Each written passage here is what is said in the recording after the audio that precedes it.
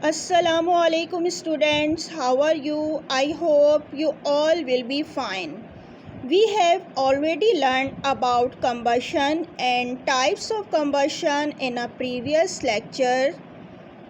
Students, open the book page number 53. We will discuss here a remaining chapter, combustion and flame. Today we will explain the topic of flame and different zone of candle flame. सबसे पहले तो ये समझ लें कि flame किसको कहते हैं. Flame is a region where combustion of fuel takes place to produce heat and light. यानी कि फ्लेम एक ऐसा रीजन है जहाँ पर फ्यूल की कंबशन होती है और हीट एंड लाइट जो है प्रोड्यूस हो रही होती है. आपने कभी कैंडल और वुड को जलते देखा है? दोनों के जलने में क्या फ़र्क है? वुड पूरी तरह जलती है जबकि कैंडल एक फ्लेम के साथ जलती है. अब ये फ्लेम होता क्या है? Flame is a highly exothermic reaction. ठीक है, ये एक एक्सोथर्मिक रिएक्शन है जो कि एक छोटे से हिस्से में, छोटे से जोन में हो रहा होता है और इससे बहुत ज़्यादा एनर्जी प्रोड्यूस हो रही होती है. और ये फ्लेम जो होता है ये विजिबल पार्ट होता है ऑफ अ फायर का.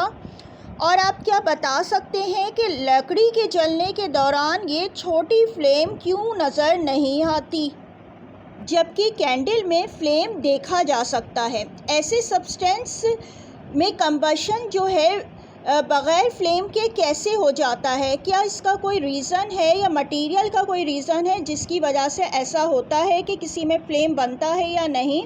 ये मालूम करने के लिए हम एक ऑयल लैंप लेते हैं. ऑयल लैंप में क्या चीज़ जलती है?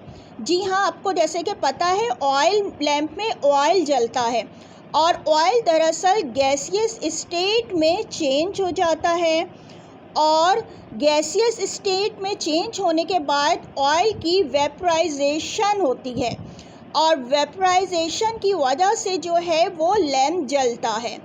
और क्या फ्लेम बनने का यही रीज़न हो सकता है? जी हाँ, बिल्कुल. ऐसे सब्सटेंस के फ्लेम बनते हैं जो कि वेपराइज होते हैं. अब आप सोच रहे होंगे कि कैंडल के जलने में क्या वेपराइज होता है. हम देख सकते हैं ये एक विक है, यानी कि एक बत्ती है जो कि जलती है और जब वैक्स फ्यूल के तौर पर काम करता है और हीट की वजह से जब वैक्स पिघलता है तो क्या होता है कि वैक्स विक में पहुंच जाता है और जलने लगता है और वेपराइज हो जाता है. अब हम स्ट्रक्चर ऑफ फ्लेम के बारे में पढ़ेंगे. फ्लेम के 3 जोन होते हैं. Number 1 outer zone, number 2 middle zone and number 3 inner zone. अब आउटर जोन क्या होते हैं ये देखते हैं. आउटर जोन जो होता है ये ब्लू इन कलर होता है. इसके अलावा यानी कि ब्लू कलर में होता है और ये नॉन ल्यूमिनस जोन होता है, यानी कि ये विजिबल नहीं होता है जिसकी वजह से हम इसे नॉन ल्यूमिनस जोन कहते हैं. इसके अलावा ये इसमें कंप्लीट कंबशन होता है क्योंकि यहाँ पे जो है हमें सबसे ज़्यादा ऑक्सीजन मिलती है और ये सबसे ज़्यादा हॉटेस्ट जोन होता है. अगर हम अपनी फिंगर को इस जोन के करीब लेकर आएँ तो वो जल जाएगी क्योंकि ये सबसे ज़्यादा जो है हॉटेस्ट जोन होता है जिसे हम आउटर जोन कहते हैं. सेकंड जोन जिसे मिडिल जोन कहते हैं ये येलो इन कलर होता है, येलो कलर का नज़र आता है. ये इसके अलावा ल्यूमिनस जोन होता है. इस जोन को जो है हम देख सकते हैं. और थर्ड कि ये जो है पार्शियल यहाँ पे कंबशन होता है क्योंकि यहाँ पे ऑक्सीजन की क्वांटिटी कम होती है और इसी वजह से ये मॉडरेट हॉट होता है क्योंकि यहाँ कंबशन का प्रोसेस जो होता है लो होता है. इसके बाद third zone inner zone black in colour होता है और इसके अलावा यहाँ पे इनकम्प्लीट कंबशन होता है. यहाँ पे इनकम्प्लीट कंबशन क्यों होता है? क्योंकि यहाँ पर जो है ऑक्सीजन मौजूद नहीं होती है, इस वजह से इसे इनकम्प्लीट कंबशन जोन कहते हैं. ऑक्सीजन की एब्सेंस की वजह से ये इनकम्प्लीट कंबशन यहाँ पे होता है और इसके अलावा ये लीस्ट हॉट होता है, ये बहुत ही कम हॉट होता है ये जोन, क्योंकि यहाँ पर हीट प्रोड्यूस नहीं होती है, यहाँ पर अनबर्न कार्बन पार्टिकल्स मौजूद होते हैं। कैंडल फ्लेम के ये 3 जोन्स होते हैं, यानी कि आउटर जोन, मिडिल जोन और इनर जोन। यानी कि ये जो आपको कैंडल के फ्लेम के बारे में बताया गया है या इसके ये जो डिफरेंट जोन्स के बारे में बताया गया था कि फ्लेम जो होता है कैंडल का फ्लेम के इसके 3 जोन्स होते हैं। आउटर जोन जिसको कि कंप्लीट कंबशन कहा जाता है, मिडिल जोन इसको पार्शियल कंबशन कहा जाता है, येलो कलर का होता है। इसके बाद इनर जोन जो होता है वो अनबर्न वैक्स वेपर्स यहाँ पे मौजूद होते हैं। ठीक है, ये तो हो गए इसके कैंडल के जो है 3 जोन्स।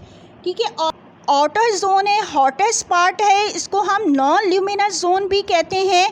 और सेकंड मिडिल जोन जो है ये ल्यूमिनस जोन कहलाता है, ये मॉडरेट हॉट होता है। और थर्ड वाला लीस्ट हॉट जोन होता है। कैंडल के डिफरेंट जोन्स यकीनन आपको अच्छी तरीके से समझ में आ गए होंगे। क्लास अब होमवर्क देख लीजिएगा। क्वेश्चन नंबर 6 तक मैं आपको करवा चुकी हूँ, यकीनन आप लोगों ने वो काम कर लिया होगा। आज जो मैं आपको दे रही हूँ क्वेश्चन वो आज के ही टॉपिक से रिलेटेड है, यानी कि जो डिफरेंट जोन्स कैंडल के करवाए हैं। क्वेश्चन नंबर 7, क्वेश्चन नंबर 7 देख लें क्या है। Right the name of different zones of a candle flame, also draw a label diagram and colour it. ठीक है, आपने क्या करना है, क्वेश्चन नंबर 7 लिखना है और इसमें क्या आपको नेम लिखने हैं जोन्स के और इसके अलावा डायग्राम ड्रॉ करनी है। तो सबसे पहले आप आंसर में क्या करेंगे, हेडिंग देंगे। आपकी हेडिंग क्या होगी, various zone of a candle flame. ये आप पहले सेंटर हेडिंग दे देंगे various zone of a candle flame की। इसके बाद आपने क्या करना है, एक लाइन लीव कीजिएगा। लाइन लीव करने के बाद आप लिखेंगे there are 3 zones of a candle flame. ठीक है, ये आप लाइन लिख देंगे। इसके बाद आपने जो अभी पढ़ा है जिस तरह आपको पता है, सिर्फ आपने नेम लिख दीजिएगा। नंबर 1 आप लिखेंगे द आउटर जोन, सेकंड लिखेंगे द मिडिल जोन, इसके बाद थर्ड लिखेंगे द इनर मोस्ट जोन। यानी कि क्वेश्चन नंबर 7 में पहले आपने सिर्फ जोन्स के नेम को मेंशन कर देना है। ये आप क्वेश्चन लिखने के बाद इसी तरीके से जो है जोन्स जो हैं वो आप मेंशन कर देंगे नंबर 1, 2, 3 करके। इसके बाद आपने डायग्राम ड्रॉ करना है। डायग्राम आप कहाँ पे ड्रॉ करेंगे, जहाँ पे आपका आंसर एंड होगा, क्योंकि आप लोग ये रजिस्टर में काम कर रहे हैं। तो आपने क्या करना है, जहाँ आपका क्वेश्चन नंबर 7 का आंसर एंड हुआ, आपके पास स्पेस उस पेज पे मौजूद है तो वहीं पे आप ड्रॉ कर लें। अदरवाइज जो है नेक्स्ट पेज पे आपने ड्रॉ करना है। और ड्रॉ इस तरह करना है कि आपने पहले पेंसिल से ड्रॉ करेंगे और फिर आपने उसमें कलर करना है। कलर करने में आपने कहाँ कलर करना है, जो हॉटेस्ट पार्ट इसको मेंशन किया गया है ये आपने ब्लू कलर से आपने इसको शो करना है। ठीक है, यानी कि हॉटेस्ट पार्ट जो है वो इसकी आउटलाइन आपने ब्लू से शो करनी है इस फ्लेम की। इसके बाद जो है मॉडरेट हॉट वाला जो जोन है या मिडिल जोन जिसको कहा गया है, ये येलो से आपका बनेगा। और जो इनर मोस्ट जोन है वो आपको ब्लैक से मेंशन करना है, ब्लैक कलर करेंगे आप। और कैंडल आप जो है वो पूरी कंप्लीट कैंडल भी बना सकते हैं और किसी भी कलर की बना सकते हैं, क्योंकि कैंडल का कोई एक फ़िक्स कलर नहीं होता है।